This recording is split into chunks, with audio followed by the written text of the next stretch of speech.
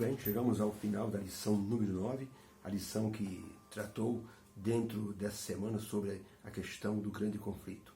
E nos deu a certeza que devemos amar a Deus de todo o nosso coração. Isso aumentou consideravelmente o nosso amor pelo Senhor nosso Deus e a preocupação com a nossa vida espiritual. Porque tudo está envolvido na luta entre o bem e o mal. E nossas decisões representam muito neste momento. De acordo com o que nós vemos na lição e aprendemos, o mal já existia quando Deus criou o mundo. Tanto que a árvore do conhecimento do bem e do mal era justamente para evitar que as pessoas conhecessem o mal. Devemos ter em mente agora que estamos enfrentando um inimigo poderoso, que o apóstolo Paulo fez questão de dizer: nós não estamos enfrentando a carne e o sangue. É algo muito mais poderoso do que isso. A falta de confiança em Deus pode nos fazer cair de forma fragorosa diante do grande conflito, como agiram muitos em grandes momentos da vida. Abraão, por exemplo, um dos grandes heróis da fé, perdeu seu ânimo em Deus e ficou tão desanimado que resolveu usar a mentira como um subterfúgio para se ver livre das garras do faraó. Davi vivia segundo o coração de Deus, mas encontrou-se certa vez desalentado e bradou: olha, eu estou numa situação difícil. Eu não me importo de perecer pela mão de Saul. Vou morrer de qualquer jeito. Se perecer, pereci. Elias, aquele homem de Deus capaz de fechar e abrir os céus por 3 anos e meio, um dia se lançou em terra e desejou a morte. Assim mesmo, esses gigantes da palavra de Deus experimentaram tempos de desapontamento.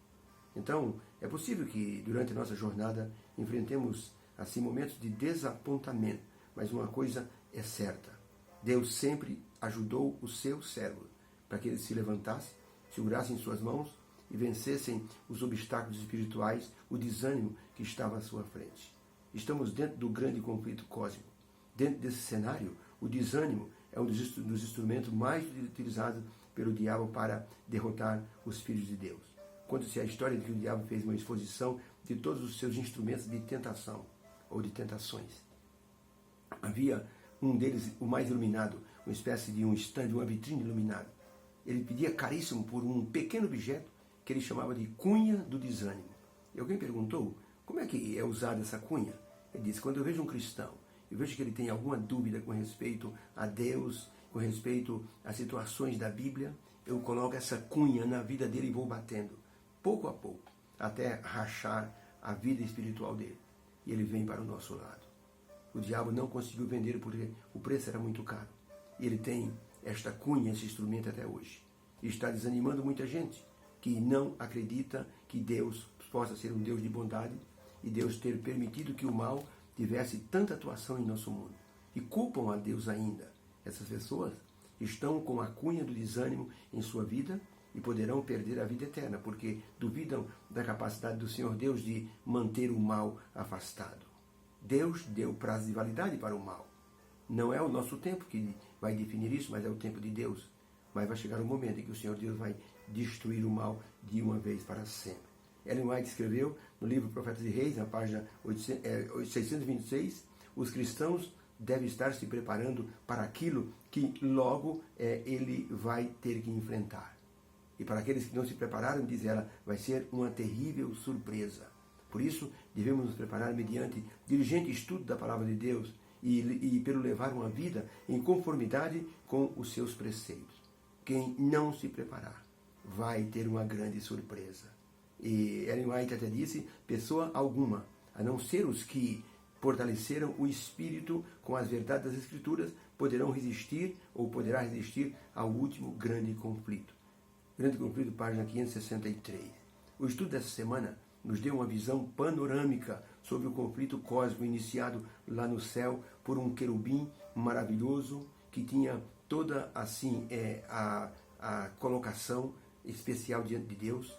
Ele era o querubim que anunciava as decisões divinas, mas ele deixou de amar a Deus e passou a amar a si mesmo. Deixou de olhar para Deus e passou a olhar para si mesmo.